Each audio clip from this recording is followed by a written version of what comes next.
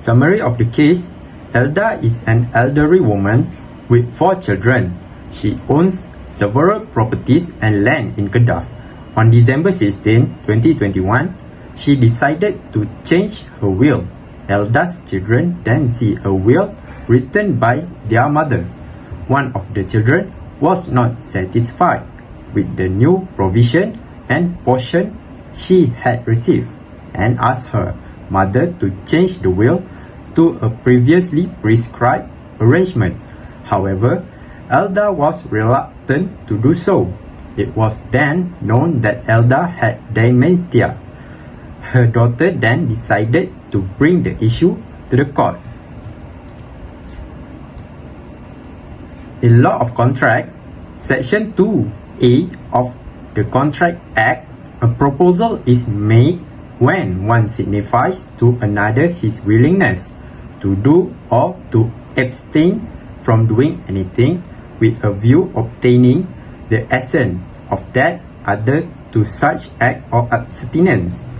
Reference to this case can be referred to the case Balfour versus Balfour, 1919, and Jones versus Badavatan in 1969. Disregard to family agreement, which, however, not all social, domestic, or family agreements are not legally enforceable. To revoke the contract, refer to the same case. Elda made a new will on 16 December 2021 with her children new allotment or portion for revocation of contract. One of her children opposed to it. In this matter, in order for agreement to be a contract, there must be an intention between the parties that they want to enter into a legal relationship, which is under the domestic, social, or family agreement. In conclusion, since Elda is the owner of the property, she can do so unless proven elsewhere. Elda's children must show a proof that she is not under the influence of insanity while making the will in order to revoke it. Hello, Assalamualaikum. My name is SAUFI, and today I would like to talk about the parties involved in this case. Okay, there are two parties that involved in this case. First is the plaintiff, which is Elda's daughter, who want to sue his mother because his mother changed the family agreement that they discussed before. And the second one is the defendant, which is Elda, who changed the agreement and refused to change it back because of illness, or I say mental illness. Okay, now we move to the right and the duty of the related parties. For this case, the right and duty arise when the law recognizes a relationship between defendant and the plaintiff, requiring the defendant and the plaintiff to act in a certain manner. So, for the right and duty of the plaintiff, which is Elda's daughter, is she wants from her mother to change her will to the previously agreed agreement before her mother changed the new allotment and portion that she is unhappy about, and she wants to bring out to the court. So the duty is she need to prove and claim to this case that she brought to the court is true and legally wise.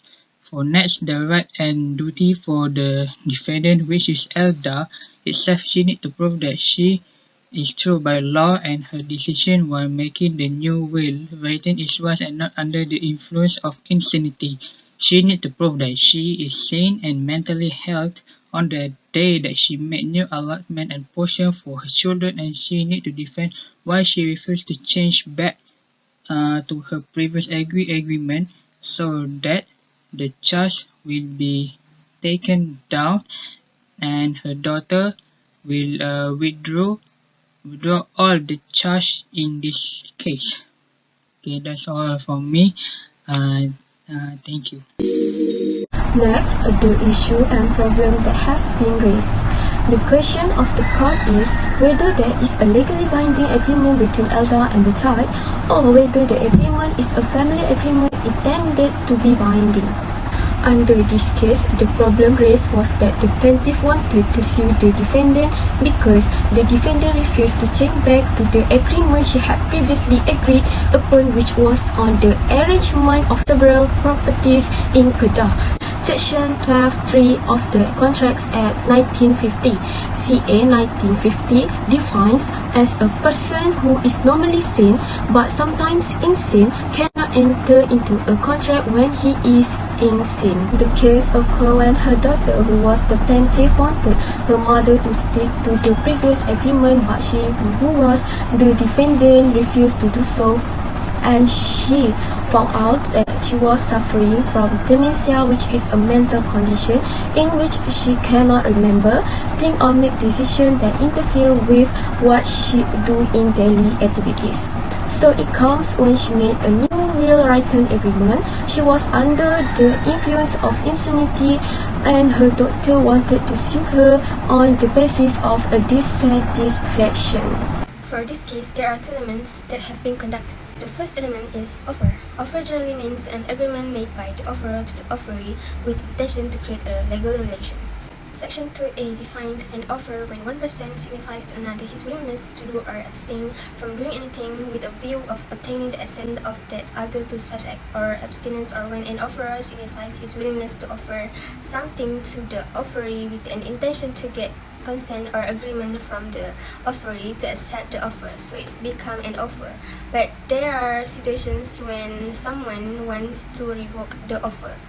Section 5(1) of Contract Act 1950 provides that offer may be revoked at any time before the communications of its acceptance is complete as against the offeree, but not afterwards, which means that offer may be revoked at any time before offeree accept the offer, and under this case, it's revoked under Section 6 of the Contract Act 1950, which provide 4 ways, and the most suitable with the above case is by death or mental disorder of the offerer if the fact of his death or mental disorder comes to the knowledge of the offeree before acceptance. The next element that involved in this case is the intention to create legal relations. Parties to a contract must have intention to create legal relations. For example, this principle is illustrated by the case of Balfour versus Balfour 1990. The husband promised to pay his wife a monthly allowance as maintenance. Later, he failed to keep his promise, and therefore his wife sued him. The court held that the husband's promise was a family agreement.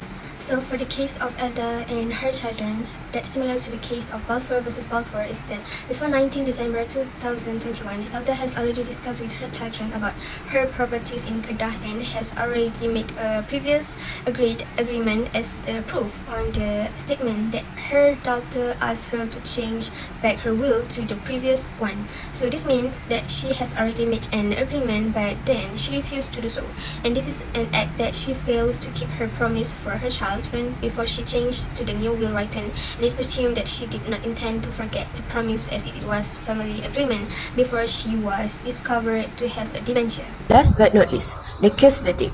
As previously explained, that at an early stage, Islamic law of bequest is obligatory with reference to verse 180 of Surah Al-Baqarah. But the law has been confirmed by the verse of Mawarid, which is the verse 11, 12 and 176 of Surah An-Nisa.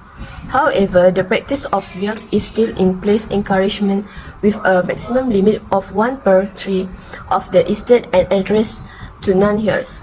According to the opponent of the 4 Sunni schools and Al-Zadiyah, that the will is not obligatory on every person who has property, and neither obligatory for both parents and relatives who are not heirs will, but the law depends on certain circumstances as follows. 1. Mandatory to others. Second, third, must. 4, makruh, and 5, haram.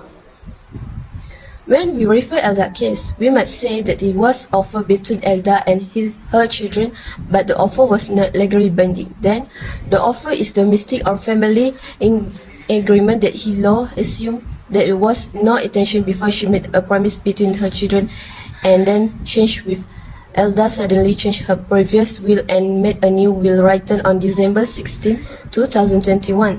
but it came to the truth. Then he made a new will.